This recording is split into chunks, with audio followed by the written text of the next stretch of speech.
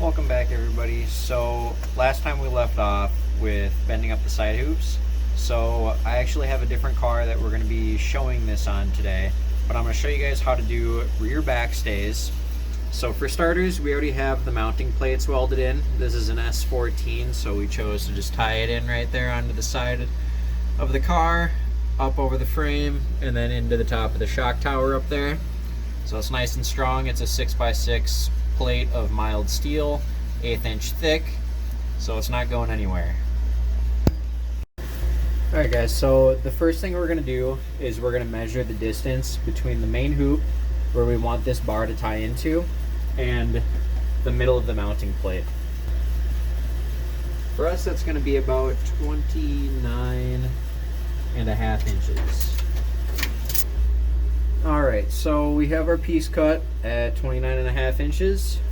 So next up, we're going to go ahead and figure out the angle that this bar is going to sit at to intersect the main hoop where the front bar, or sorry, to intersect the main hoop where the side hoop ties in, and to where it's going to lay on our rear backstay mounting plate. To do that, all we're going to do is lay this up roughly where it's going to go. Make sure it lines up with the point on the main hoop that you want it to. And then take our handy dandy angle finder. And we're really looking for this side angle profile here, because that's going to determine what angle we notch this at up top.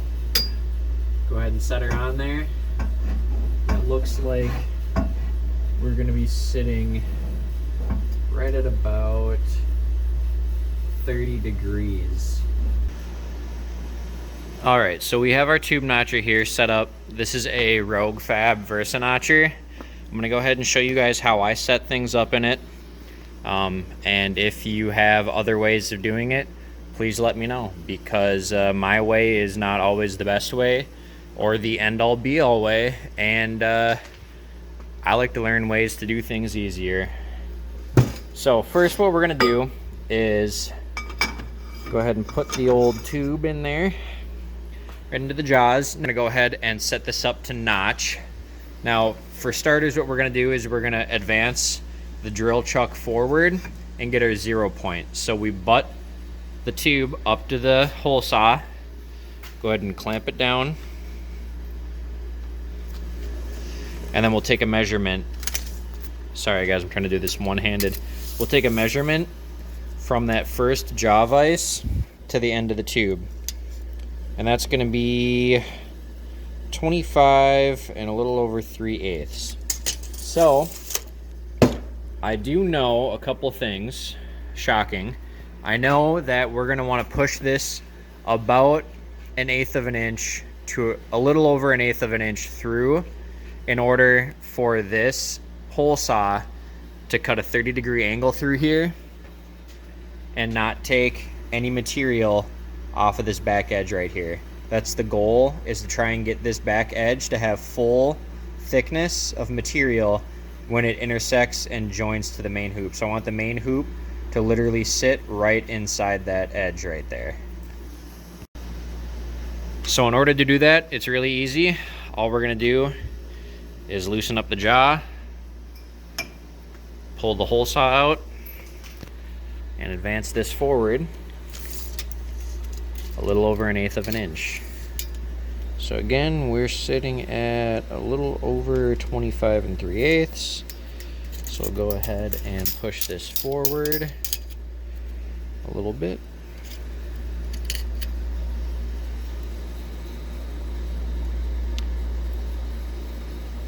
So that we're at a little over 1/8 of an inch. Go ahead and clamp it in. And next, since we want a 30-degree bend, or sorry, a 30-degree notch, come over to our little dial here. So we got 90 right there. Loosen the clamps up. So we got 90, and then we're going to advance it 5, 10, 15, 20, 25, 30. So now we're gonna have a 30-degree notch, and it's gonna let this pipe lay on the main hoop at 30 degrees. So let's go ahead and get started with it. All right, so we have our trusty Milwaukee up to the drill arbor. Already went ahead and oiled the hole saw, so let's get going. You're gonna wanna run this relatively slow, but not too slow. Otherwise the teeth will catch the material and rip the teeth right off. The best hole saws I've found for this actually come from Rogue Fab. They have them on their website. Buy those ones. Do not buy the fancy like $20 Milwaukee ones from like whatever hardware store is near you.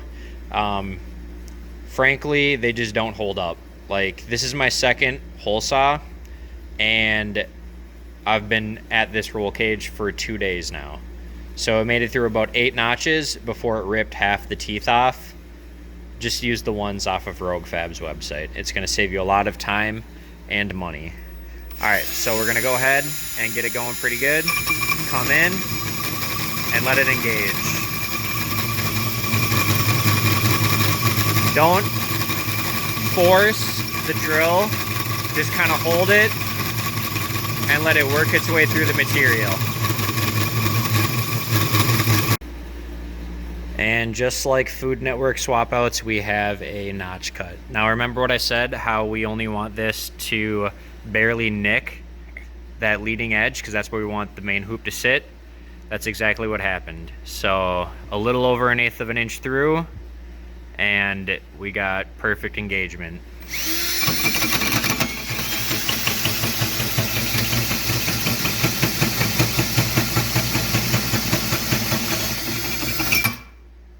Bam. Now all we're gonna do is take this out of the jaws here, take a flap disc, or you can use a belt sander. We just have a little Harbor Freight one here that I use. And you're gonna wanna clean those edges up